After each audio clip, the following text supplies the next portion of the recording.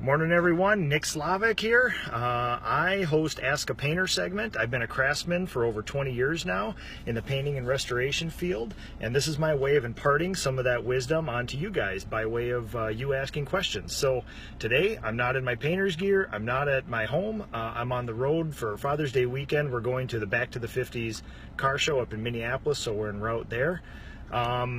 This week I gathered a bunch of questions from the internet from you guys. We're going to hit a couple brief ones here quick this morning. Number one, we just purchased a home and the previous owners left us a huge pile of paint cans in the basement. How can we get rid of them? In Minnesota and a few other states, there's an organization called paintcare.org, and they have levied a tax on everybody who buys paint in those states. So every time you go to, at least where I live, to buy a gallon of paint, you pay an extra 75 cents. And because you pay this 75 cents, you're now allowed to bring back as much paint as you want to that site. Most hardware stores, paint stores, big box stores are doing this. Also, separate counties, at least the one I live in and the few surrounding, have hazardous waste disposal sites where you can bring it in. And if you show them your driver's license, they take all your paint for free. So if you need information on where you can drop off paint for free, paintcare.org, at least in Minnesota and a few other states. Question number two, also too, if you just have a small quart or a miscellaneous gallon around, you can actually spread it out on cardboard in your backyard, dry it out in the sun, and as soon as the can and the cardboard are dry, you can actually just put it right in your trash can. Question number two, there's some peeling paint on the ceiling above my shower. Should I be concerned? And how do I fix it? Number one, you have to figure out if it's coming from outside in or inside out. If there is a water leak from your ceiling or elsewhere, maybe a floor above it, you have to get a licensed contractor to figure out where it's coming from and how to fix it. Once you're sure that the water leak is fixed, then you can remedy the problem.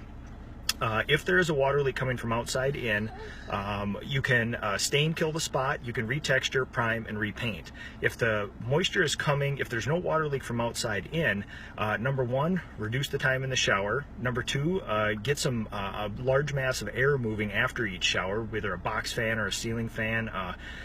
Most bathroom vents are inadequate. I have never been in a bathroom that was overly vented through one of the standard sort of ceiling vents there. So don't rely just on that for a few minutes after the shower.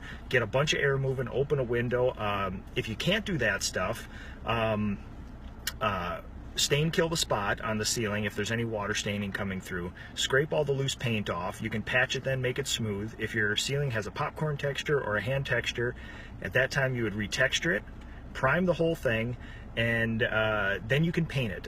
My standard recourse for this would be a paint that's eggshell or satin, and you want to create a complete membrane above the shower and around it like that. So no pinholes, no mist areas, especially a nice line of caulking around where the tub meets the wall.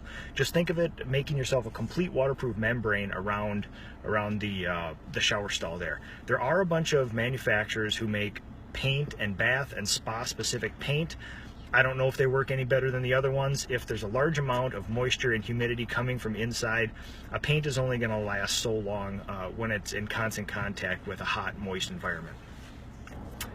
And the last question, Nick, how do I choose a painting contractor? Not only do people ask me this all the time, through the internet, but almost every one of my customers, if I can't get to the job, they will say, then, well, who do you recommend? I don't recommend specific people only because if they don't end up calling the homeowner back, that reflects poorly on me. You may get a guy on a bad day, you may get him when he's on vacation, who knows? So here are actually